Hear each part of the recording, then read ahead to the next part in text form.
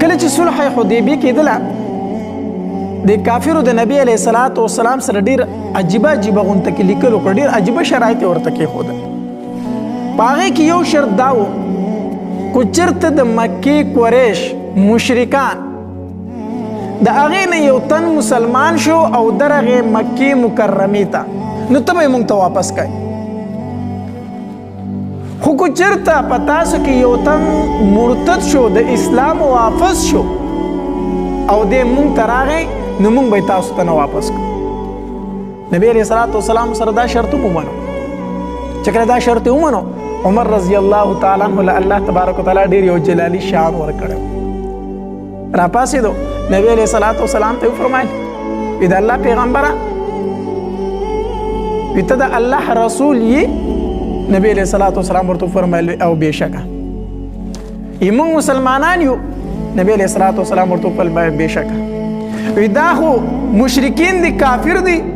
نبی علیه الصلاۃ والسلام ورته وفرمایل او بېشکه وی د الله پیغمبره بیا دومره کمزوري شرایطو منلو ته څه ضرورت دی؟ بیا ورسره جهاد ولې نه کوو؟ نبی علیه الصلاۃ والسلام ورته وفرمایل عمره الله تبارک وتعالی به موږ له په دې کې خیر واچوي. ما چې څه وکړه بس دا ومنئ.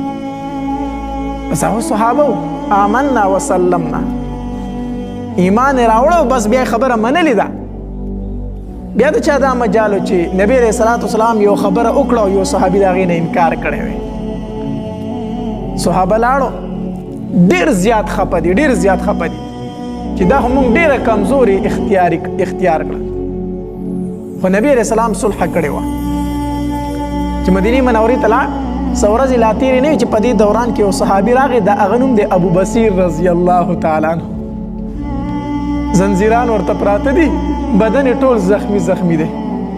راغی نبی علیه الصلاۃ والسلام لره وی د الله پیغمبر ډېر په تکلیف مې درته ځان راورسو، ما اسلام راوړی دی، ما زما قوم وجلي، د الله پیغمبر زما حالت ته وګوره، زنځیران راته پراته دي، راوتښتېدم تی. بس ساعت نو تېر چې 2 تنه د قریشو پسې راورسېدل. نبی علیه الصلاۃ والسلام ته وفرمایل محمده صلی الله علیه وسلم مونږ ته زمونږ سړی واپس کا، تا زمونږ سره لیکل کړي دي چې د مکې نه کو څوک راغی ته به یې مونږ ته واپس کای. نبی علیه الصلاۃ والسلام ابو بصیر رضی الله تعالی عنہ ته وفرمایل ابو بصیره زه دوی سره زه تا د ځان سره نشم سنبالولی، ما لیکل کړي، ما صلح کړي، ما معاهده کړي، زه د هغې خلاف نشم کولی. ابو بصیر رضی الله تعالی عنہ فرمایلی د الله پیغمبره ته ما دوی ته حواله کوي، ما وجني، ما د اسلام واپس کوي، ته ما دوی ته حواله کوي. نبی علیه الصلاۃ والسلام ورته وفرمایل ابو بصیر زه به ورسره زه دې نشم ساتلی، ما صلح کړي، زه د هغې خلاف نشم کولی.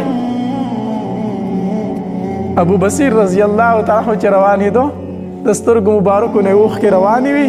نبی علیه الصلاۃ والسلام ته وکتل، نبی علیه الصلاۃ والسلام ژړل، د سترګو نه اوښکې روانې وي. وی ابو بصیر زه ورسره الله به خیر کړي.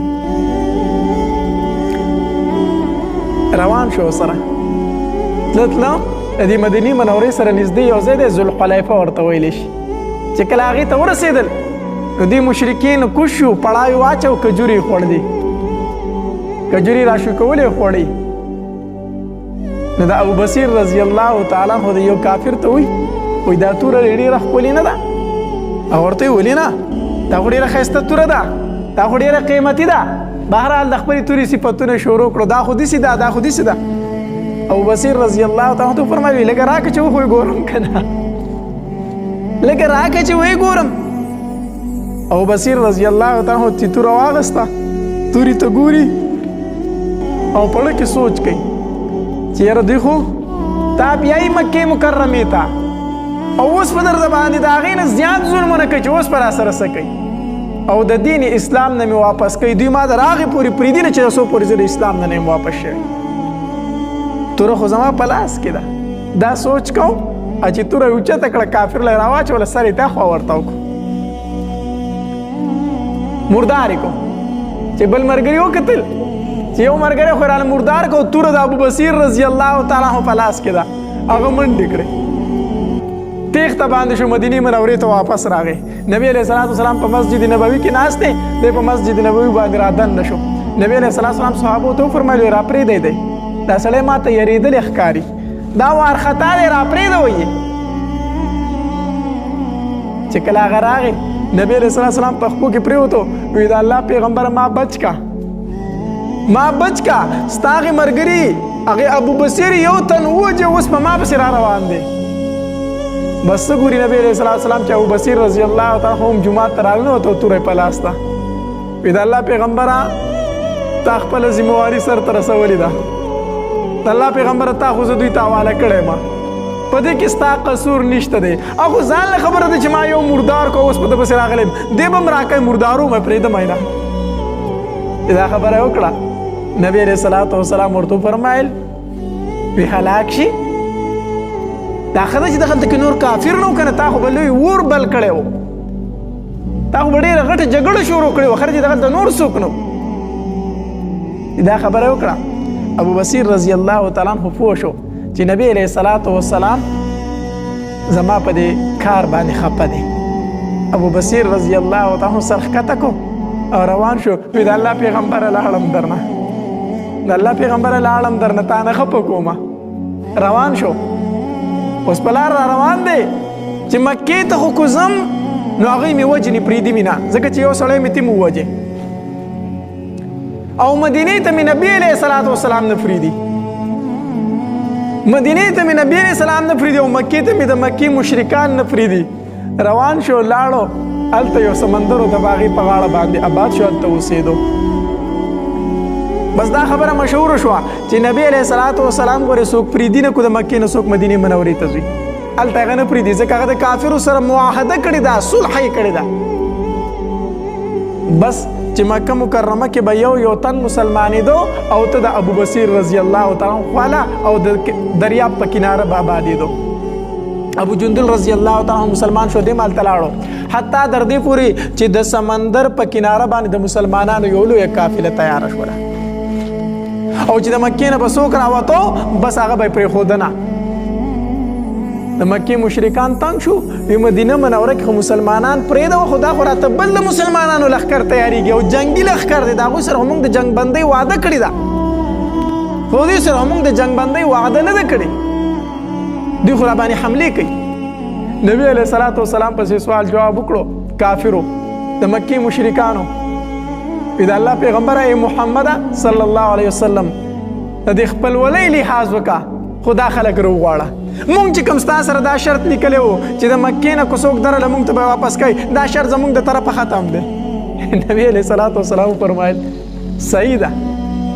نبی علیه الصلاة والسلام یو خط تیار کو او قاصد ته یې ورکو، او په هغې کې دا لیکلي وو چې ابو بصیر ته وایه چې د فراق ورځې ختمې دي، اوس د وصال ورځې دي، راځه مدینې منورې ته.